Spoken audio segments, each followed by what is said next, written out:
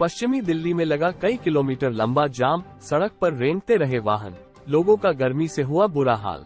तपती गर्मी में उत्तम नगर, जनकपुरी से लेकर राजौरी गार्डन तक बृहस्पतिवार को सुबह 11 बजे से कई किलोमीटर तक लंबा जाम लगा रहा।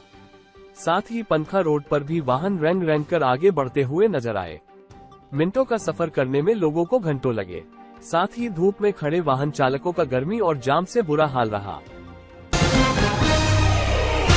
दिल्ली के स्कूलों के बाद अब राष्ट्रपति भवन को बम से उड़ाने की धमकी, कॉलर बोला 15 मिनट के अंदर फट जाएगा। दिल्ली पुलिस के कंट्रोल रूम में बम की कॉल आने से हड़कंप मच गया। कॉल करने वाले ने पुलिस से कहा कि राष्ट्रपति भवन में बम रख दिया है, 15 मिनट के अंदर फट जाएगा। ये बात कहते ही कॉलर ने फोन बंद कर लिया। कॉल आने के बाद पुलिस विभाग में हड़कंप मच गया। इसके बाद पुलिस ने मशक्कत कर आरोपित को दबोच लिया। आरोपित की पहचान रविंद्र तिवारी के रूप में हुई है। पुलिस ने इसके पास से एक मोबाइल बरामद किया है।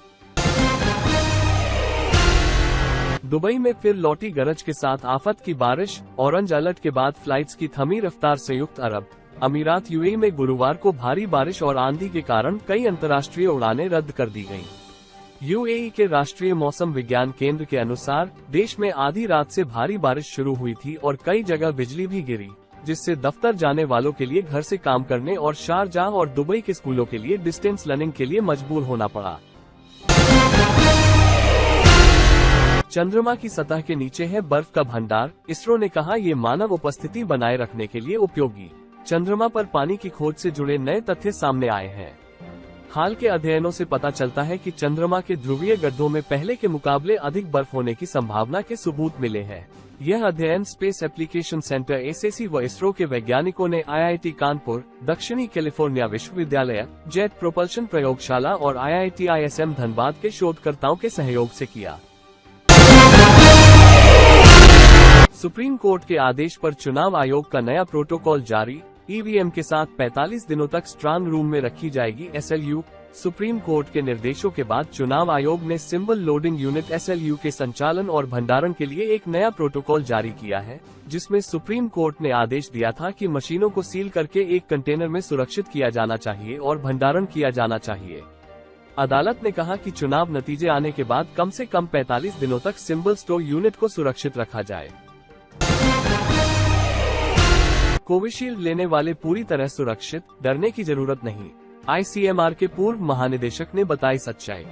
कोविशील्ड बनाने वाली कंपनी लंदन की एस्ट्राजेनेका के बयान के बाद भारत में भी विवादों का पिटारा खुल गया है और सोशल मीडिया पर यह चर्चा तेज हो गई है कि कोविशील्ड वैक्सीन लेने वाले खतरे की जद में है, जबकि वैज्ञानिकोों का मानना है कि कोरोना की वैक्सीन कोविशील्ड लेने वाले पूरी तरह से सुरक्षित हैं और उन्हें डरने की जरूरत नहीं है।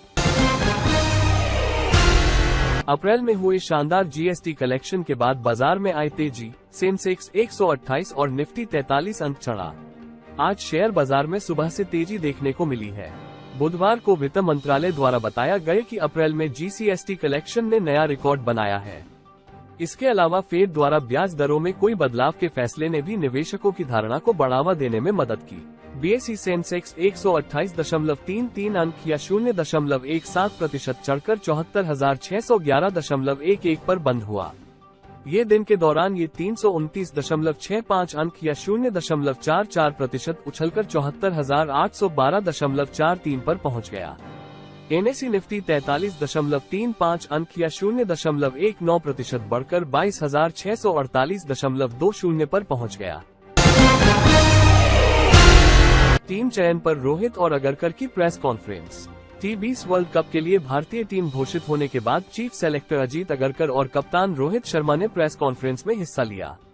इस प्रेस कॉन्फ्रेंस में दोनों ने कई सवालों के जवाब दिए। अजीत अगरकर ने कहा, हमें बीच में एक खिलाड़ी की जरूरत थी। केएल टॉप पर बल्लेबाजी कर रहे हैं।